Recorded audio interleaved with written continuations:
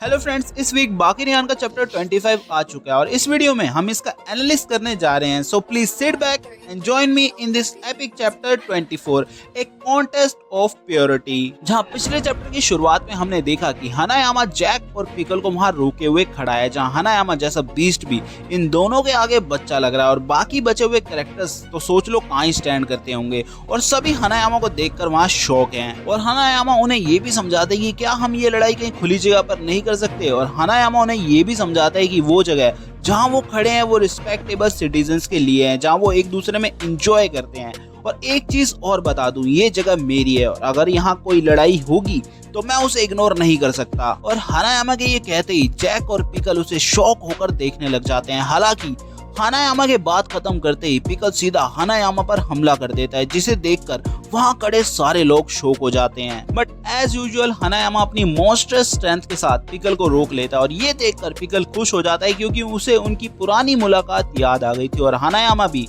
Pickle को कहता है कि तुम अभी भी उतने ही स्ट्रॉन्ग हो पिकल। जिसके बाद हनायामा जैक के पास जाता है और कहता है, हे बिग फेला, तुम समझ रहे हो ना मैं तुम्हें क्या समझाना चाह रहा हूँ।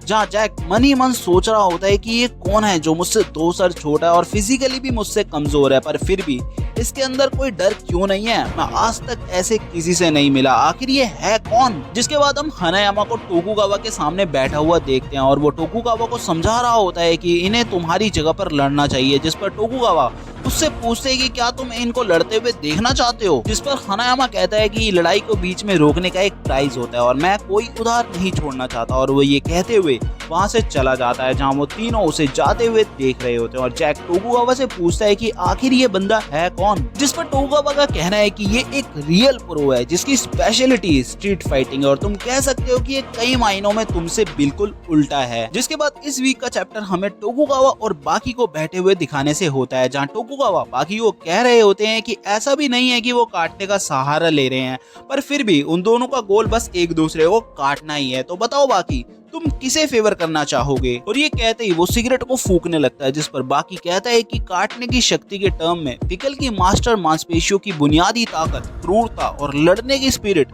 जैक के मुकाबले कहीं ज्यादा है, पर ये बात बहुत पुरानी हो चुकी है। जिस पर टोकुगावा कहते हैं कि अब तुम क्या सोचते हो इस बारे में। जिसके जवाब में बाकी कहता है कि पिकल ने अब अपने भोलेपन को मिटा दिया है। इन अदर वर्ड्स उसकी शक्ति की खोज का परस्यूट बढ़ गया है और अब वो इसे क्लियरली देख सकता है। पर ये सोचने वाली बात है कि उन दोनों में से ताकत सबसे ज्यादा किसको चाहिए। फिर टोकुगावा कहता है कि क्या ऐसा हो सकता है कि मॉडर्न डे जीत पाएगा एंशिएंट प्योरिटी के आगे।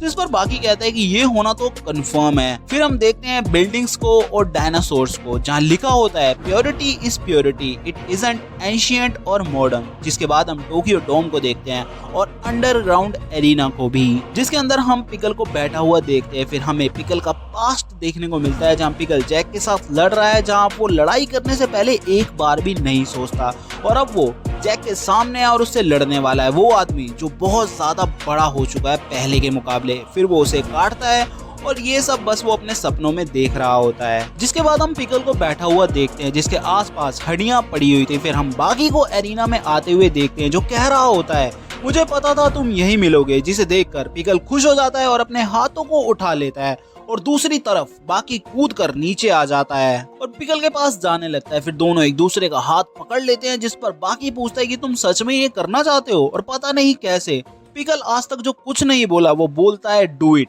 जिसे सुनकर बाकी हैरान हो जाता है और कहने लगता है एक बार दोबारा बोलना। और इसी के साथ ये चैप्टर यहीं खत्म हो जाता है। इन दी एंड आप अपने थॉट्स मुझे कमेंट बॉक्स में कमेंट कर जरूर बताएं कि आप क्या सोचते हैं कि पिकल कैसे बोल पड़ा, आखिर ऐसा क्या हुआ कि पिकल बोलने लगा है। और बाकी भी अब तो उसे देखकर शौक है कि पिकल जो बोलता नहीं था वो अब बोलने लग गया है। And well friends, thanks for watching the video. If you like it, don't forget to subscribe. I hope you have a nice day and night. See you soon.